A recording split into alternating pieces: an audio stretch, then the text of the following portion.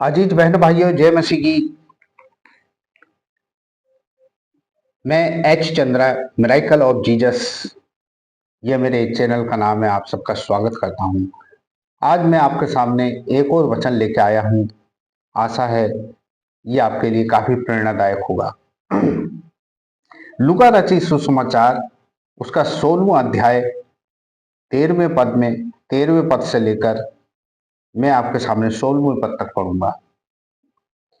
कोई दास दो स्वामी की सेवा नहीं कर सकता, क्योंकि वो एक तो बैर और दूसरे से प्रेम रखेगा, या एक से मिला रहेगा और दूसरे को तुच्छ जानेगा। तुम परमेश्वर और धन दोनों की सेवा नहीं कर सकते। फरीसी जो लोभी थे, ये सब बातें सुनकर उसका ठट्ठा करने लगे।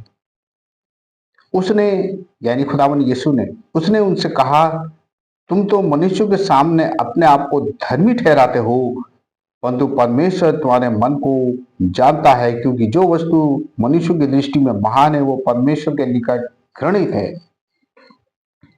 व्यवस्था और भविष्यद्वक्ता यूहन्ना तक रहे, उस समय से परमेश्वर के राज्य का सुसमाचार सुनाया जा रहा है, और हर कोई उसमें प्रबलता से प्रवेश करता है। आकाश और पृथ्वी का टल जाना व्यवस्था के एक बिंदु के मिट जाने से सहज है।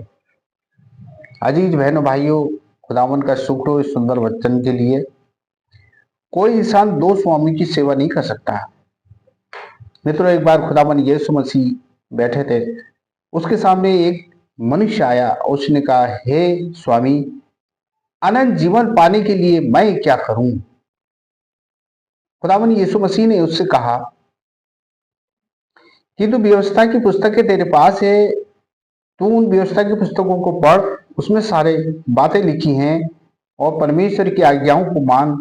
खून ना करना, चोरी ना करना, व्यभिचार ना करना, अपने माता पिता का आदर करना, और अपने खुदा को खुदा कह के पुकारना। उसने उससे कहा कि प्रभु, मैं व्यवस्था की पुस्तकें भी हैं मेरे पास, और मैं सारे नियमों को और सारी बातों को जानता और समझता हूँ, लेकिन फिर भी मेरे अंदर एक बेचैनी है कि मैं अनंत जीवन पाने के लिए क्या करूं? खुदावन यीशु मसीह ने उसको ध्यान से देखा और उस पर तरस खाया। खुदावन यीशु मसीह ने उससे कहा कि जो तूने धन कमाया है बेईमानी से और बुरे तरीके से, तू अपना धन गरीबों में बांटकर और मेरे पीछे हो ले। तो अजीज बहन भाइयों, आगे लिखा है कि वो व्यक्ति उदास हो गया और मुंह लटकाकर चुपचाप खुदावन के सामने से चला गया। उसका नाम निकोदेमुस था। खुदावन यीशु ने कहा कि धनवानों का स्वर्गीय राज्य में प्रवेश करना बहुत कठिन है। यहाँ पर 13वें पद में लिखा है, कोई दो स्वामी की सेवा नहीं कर सकता। मित्रों, हम जानते हैं कि धन का प्रेम एक बहुत बड़ा ऐसा धोखा है, जिससे कि हम अपने परमेश्वर से भी भटक जाते हैं। इसका मतलब यह नहीं कि हम अपने जीवन को कमाने के लिए धन को ना कमाएं। धन कमाना है, सरकारी नौकरी करनी है, और जो भी व्यवसाय है उसको करना है, लेकिन जो भी कार्य करो, खुदावन यीशु मसीह को स्मरण रखो और उसको साथ सहभागिता के साथ करो। जो भी अपनी जीविका कमानी है या जो भी अपने व्यवसाय करना है, उसमें हमने यह देखना है कि इस कार्य के द्वारा कहीं प्रभु की छवि तो खराब नहीं हो रही है, या हमारा आत्मिक जीवन तो खराब नहीं हो रहा है। इसलिए प्रार्थनाओं के द्वारा उस कार्य को करें और प्रभु को अपना साथ रखें, यानी प्रभु के साथ रहते हुए जो भी कार्य हम करें उसको संपन्न करें। क्योंकि आगे लिखा है कि मनुष्य एक से प्रेम, दो स्वामी से प्रेम की सेवा नहीं कर सकता। एक से मिला रहेगा, और इसलिए वो एक से मिला रहेगा, दूसरे को तुच्छ जानेगा। लिखा है, तुम परमेश्वर और धन दोनों की सेवा नहीं कर सकते। बेईमानी तरीके से कमाया गया धन और जिसमें परमेश्वर का स्थान है ही नहीं, वो बेकार होता है और हमारे आत्मिक जीवन पर बहुत बड़ा प्रभाव डालता है। इसलिए प्रभु ने कहा है कि तुम दो स्वामी की सेवा नहीं कर सकते। आगे लिखा है कि फरीसी जो लोभी थे, 14वें पद में लिखा है, फरीसी जो लोभी थे वे ये सब बातें सुनकर, यीशु की सब बातें सुनकर ठट्ठा करने लगे, क्योंकि वे लोभी थे और प्रभु की इन बातों को नहीं समझते थे कि प्रभु हमारे भलाई के लिए ही कह रहा है।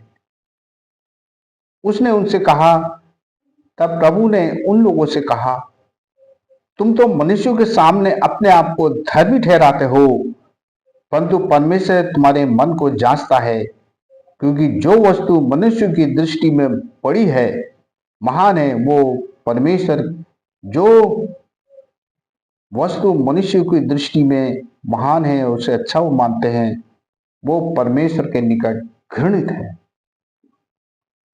अजीज बहनों भाइयों, हम जो भी कार्य करें प्रभु को अपना सामने रखें और प्रभु की सहभागिता में, प्रभु के निर्देशन में अपने कार्य को संपन्न करें, तभी हम उस अनंत जीवन में प्रभु के आज्ञा के अनुसार उस अनंत जीवन में प्रवेश करने पाएंगे। अन्यथा हम यदि धन ही कमाने में लगे रहे, जो गलत तरीके से कमाया जाता है, वो हमारे लिए घातक सिद्ध होगा। हम अपने जीवन को प्रभु में बनाए रखें, अपने जीवन को चलाने के लिए जो भी हम कार्य कर रहे हैं उसमें प्रभु की सहभागिता हो, तब तो हम उसमें सफल हो सकते हैं, अन्यथा नहीं सफल हो सकते। 16 16 अध्याय 16 पद में लिखा है, व्यवस्था और भविष्यद्वक्ता यूहन्ना तक रहे। उस समय से परमेश्वर के राज्य का सुसमाचार सुनाया जा रहा है। खुदावन यीशु मसीह ने पुराने नियम को पूरा कर दिया, यानी व्यवस्था जो मूसा की दी हुई थी उसको प्रभु ने कहा पूरा हुआ। उसके सारे नियम और सारी बातें प्रभु ने अपने महान बलिदान द्वारा 39 कोड़े खाके 39 किताबें जो पुरानी नियम की थी उन सबको पूरा कर दिया। लेकिन उसमें जो भविष्यवाणियां आने वाले समय के लिए नहीं थे, वो भविष्यवाणियां अब पूरी हुई। लेकिन उसकी जो व्यवसाय की तरतीब थी वो खुदावन यीशु मसीह ने पूरा कर दिया और एक नई वाचा हमारे सामने रखी, यानी नया नियम। इसके अनुसार हमने अपने जीवन को खुदावन यीशु मसीह के आदेशों के अनुसार चलाना है। व्यवस्था भविष्यद्वक्ता, यानी अब इसमें एक शब्द आया भविष्यद्वक्ता। दोस्तों, मित्रों, बहनों, भाइयों, लास्ट भविष्यद्वक्ता जो था वो यूहन्ना था, जो जंगल में रहकर भविष्यवाणियां करता था प्रभु के आने के विषय में। और अब कोई भविष्यद्वक्ता नहीं है। जितने भी भविष्यवाणी होनी थी भविष्यद्वक्ताओं के द्वारा, वो उस समय तक नहीं थी जब तक कि खुदावन का कलाम बाइबल ना लिखी गई थी। और अब सारी भविष्यवाणियां प्रकाशित वाक्य में लिपिबद्ध कर दी गई हैं। आने वाले समय के लिए जो भी भविष्यवाणियां हैं, परमेश्वर की ओर से जो भविष्यवाणियां नियुक्त की गई हैं, वो प्रकाशित वाक्य में लिपिबद्ध कर दी गई हैं। इसलिए अब कोई भविष्यद्वक्ता नहीं है, क्योंकि यिर्मयाह 14वां अध्याय 14 और उसके 14 और 15 पद में लिखा है कि ये लोग मेरे नाम से क्यों भविष्यवाणियां करते हैं? क्या मैंने इन्हें आदेश दिया है कि तुम भविष्यवाणियां करो? इसलिए आज कोई भी भविष्यद्वक्ता नहीं है, बल्कि हमने सहज और सरल ढंग से परमेश्वर की आवाज को सुनना है और मनुष्यों के द्वारा की गई अनाप शनाप भविष्यवाणियों को नहीं सुनना है, बल्कि परमेश्वर के वचन को हमने देखना है। और आज केवल सुसमाचार सुनाने के लिए ही हम मसीहों को और प्रचारकों को नियुक्त किया गया है, भविष्यवाणियां करने के लिए नहीं। भविष्यवाणियां की प्रकाशित वाक्य में सारी लिपिबद्ध है। उसकी बात कोई भविष्यवाणी नहीं कर सकता, क्योंकि भविष्यवाणियां वो होती हैं जो कि परमेश्वर स्वयं निर्देशित करता है उस मनुष्य को कि तू फलाने स्थान पर जाकर, अपने भविष्यवक्ता से, कि तू वहां जाकर भविष्यवाणी कर, और तब वो भविष्यवक्ता वहां जाकर भविष्यवाणी करता है। लेकिन अब कोई भविष्यवक्ता नहीं है, अब सारी भविष्यवाणियां प्रकाशित वाक्य में बंद हो गई हैं, प्रकाशित वाक्य में लिपिबद्ध कर दी हैं,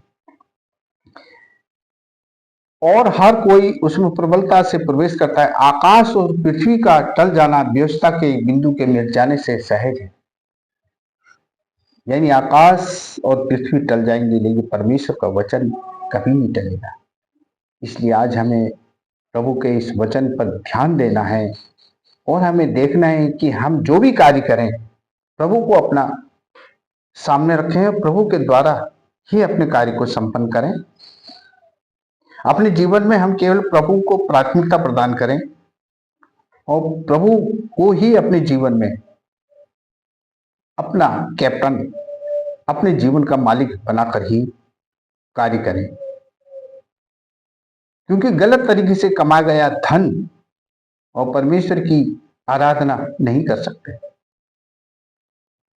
हमें सहज और कर्तव्य निष्ठा और ईमानदारी से जो भी कार्य करें उसमें प्रभु का स्थान होना चाहिए, और गलत तरीके से हमें अपना धन नहीं कमाना चाहिए, बल्कि हम प्रभु को अपना कैप्टन और अपना प्रभु मुक्तिदाता समझकर हर कार्य करें, तभी हम सफल होंगे, और प्रभु हमको तभी आशीष देगा जब हम उसमें बढ़ते चले जाएंगे, और अपने कार्य के द्वारा प्रभु को महिमा मिलेगी, तभी उस अनंत जीवन के वारिस हो सकते हैं।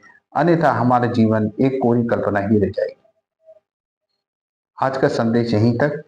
प्रभु आपको आशीष दे। आमीन।